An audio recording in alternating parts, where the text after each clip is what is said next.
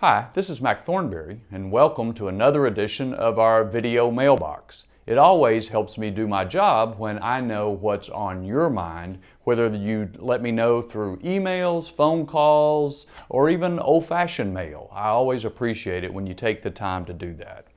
For example, JR from Amarillo writes in my opinion, Obama's executive order for illegal immigrants was just to show what he's capable of. I hope that you and the rest of the Congress will do everything in your power to defund this action. I've spoken with people who have done everything legally to become a citizen. I am a descendant of hard-working Russian immigrants. I pray every day for our leaders and believe that we have a blessed country, and I would like to see it stay that way. Please stand strong for our Constitution. Well, JR, I appreciate your letter. You put a lot into the comments you make. For example, I think it's important for all of us to remember that we all, or our ancestors, came here from somewhere else.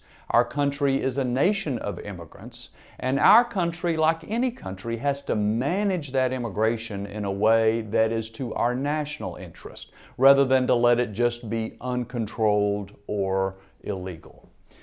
Unfortunately, the President has taken action without Congress's involvement to have 3 to 4 million people who he would not enforce the law on.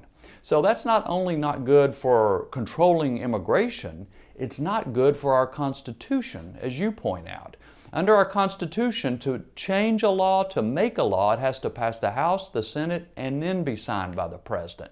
A president who tries to make laws on his own usurps our Constitution. And that's part of the reason that this issue is much bigger than even immigration, as important as that is. It's about our constitutional systems. So that's the reason back in January the House passed a bill to fund the Department of Homeland Security, but also to defund, to prevent the use of any kind of dollars from being used for this unconstitutional act of the President. Side note, most people don't know that the office that would carry out the President's action does not get taxpayer dollars. It is funded just through fees of the people who apply for these ID cards and other paperwork. So just stopping the funding for Homeland Security, allowing that funding to expire, does not stop this action.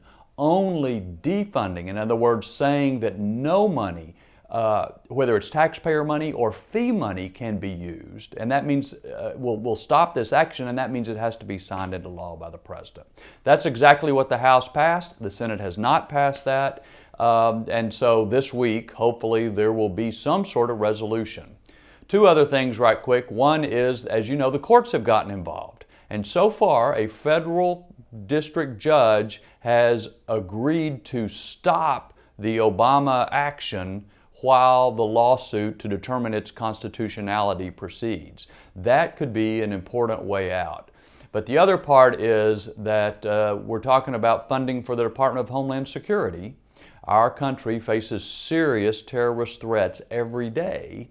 And so we have to stand up for the Constitution, but we also have to protect the country in light of these serious threats.